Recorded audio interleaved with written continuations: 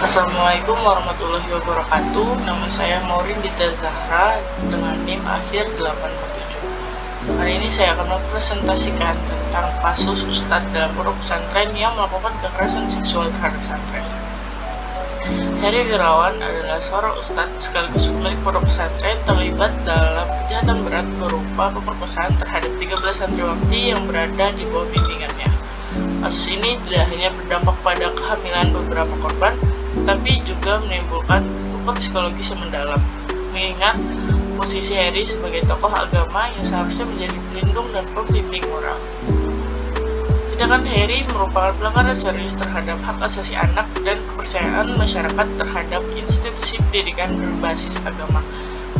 Pada 4 April 2022, Pengadilan Tinggi Bandung menjatuhkan hukuman mati kepada Heri Wirawan setelah sebelumnya ia divonis hukuman penjara seumur hidup oleh Pengadilan Negeri Bandung.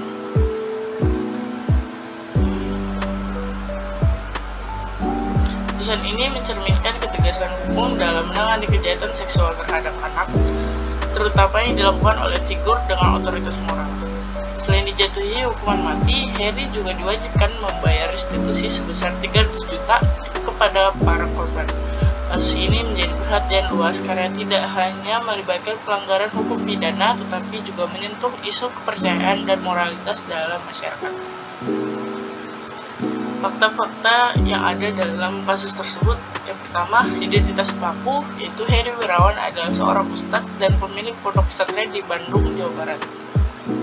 Kedua, jumlah korban: Heri Wirawan melakukan pemerkosaan terhadap 13 santriwati yang berusia antara 14 hingga 16 tahun. Sebanyak 8 dari korban hamil dan melahirkan akibat tindakan keji tersebut. Ketiga, proses hukum. Kasus ini dilaporkan ke Polda Jabar pada bulan Mei 2021 dan kemudian dilimpahkan ke Kejaksaan Tinggi Jabar pada September 2021 sebelum akhirnya masuk ke Pengadilan Negeri Bandung pada November 2021.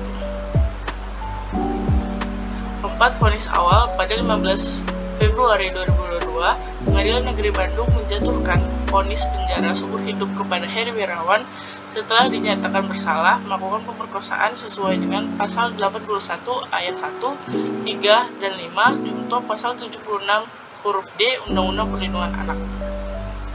5. Banding dan vonis di tingkat tinggi.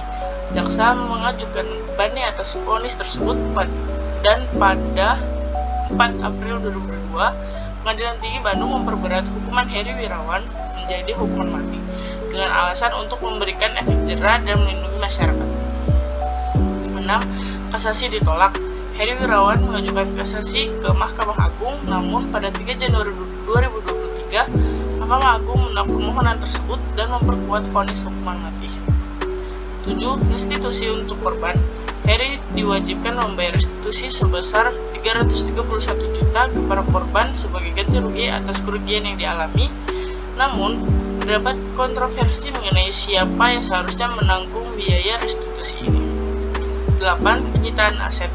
Pengadilan juga memutuskan untuk menyita aset-aset milik Heri Wirawan sebagai bagian dari proses hukum. Kemudian dasar hukum yang saya ambil berdasarkan dari isu dan fakta yang telah dijelaskan sebelumnya.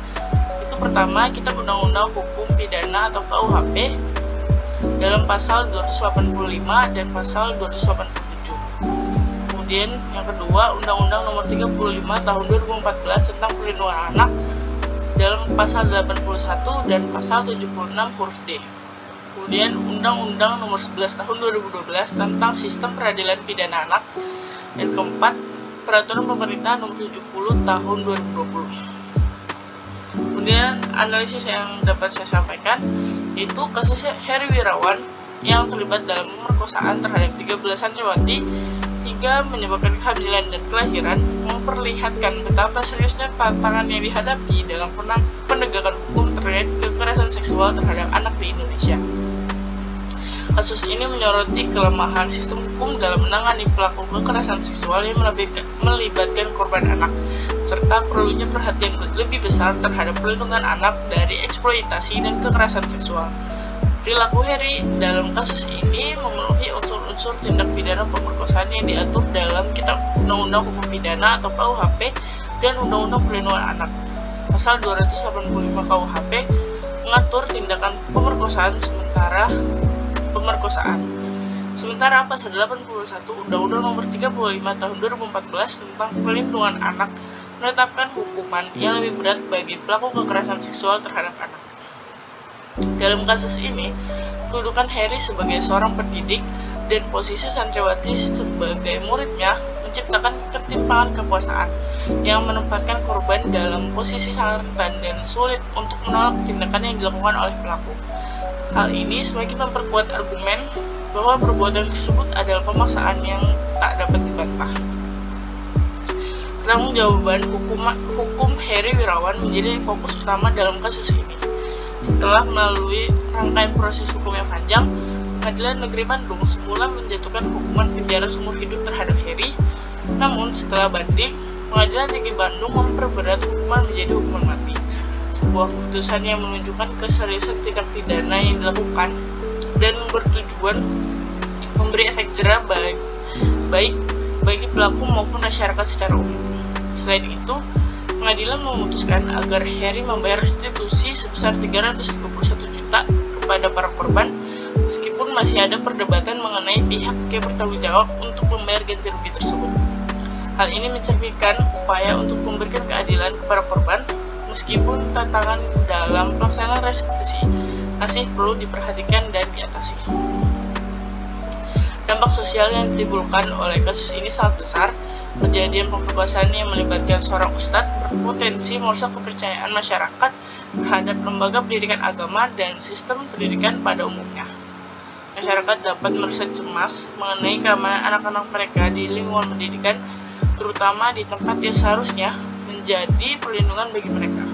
Oleh karena itu, perlukan menegakkan hukum yang tegas dan transparan untuk mengembalikan kepercayaan publik serta mencegah terjadinya insiden serupa di masa yang akan datang.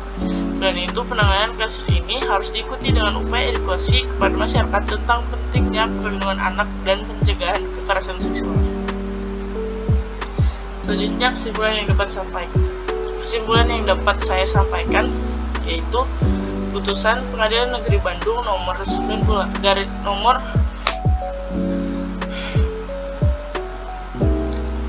kesimpulan yang dapat saya sampaikan yaitu putusan Pengadilan Negeri Bandung nomor /989/2021/Pengadilan Negeri Bandung pada tanggal 15 Februari 2022 dalam kasus kekerasan seksual yang melibatkan Harry Wirawan memiliki dampak besar terhadap pemenuhan hak-hak korban.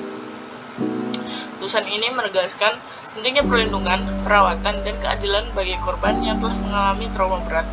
Dengan menjatuhkan vonis hukuman mati kepada pelaku, pengadilan menunjukkan keseriusan dalam menangani kejahatan seksual dan komitmennya untuk melindungi masyarakat serta memastikan hak-hak korban terpenuhi. Namun, tantangan tetap ada dalam memastikan pemulihan jangka panjang bagi korban dan mencegah terulangnya kejadian serupa. Upaya ini memerlukan kerjasama antara masyarakat, pemerintah, dan lembaga swadaya masyarakat. Karena itu, penting untuk terus berupaya melindungi hak-hak korban kekerasan seksual dan mengiring reformasi dalam sistem peradilan pidana. Sebagai pihak perlindungan hak asasi manusia, seharusnya tidak berpihak kepada pelaku kejahatan yang sangat kejam dan tetap memberikan hukuman yang sesuai agar para korban memperoleh keadilan, sebagaimana diatur dalam pasal ayat 1 Undang-Undang Nomor 39 Tahun 1999 tentang Hak Asasi Manusia yang menyatakan bahwa hak asasi manusia adalah seperangkat hak yang melekat pada setiap individu sebagai makhluk Tuhan yang Maha Esa. Hak-hak tersebut harus dihormati, dijunjung tinggi, dan dilindungi oleh negara, hukum, pemerintah, serta setiap orang untuk menjaga kehormatan dan martabat manusia. Sekian presentasi yang dapat saya sampaikan, kurang lebihnya mohon maaf. Wassalamualaikum warahmatullahi wabarakatuh.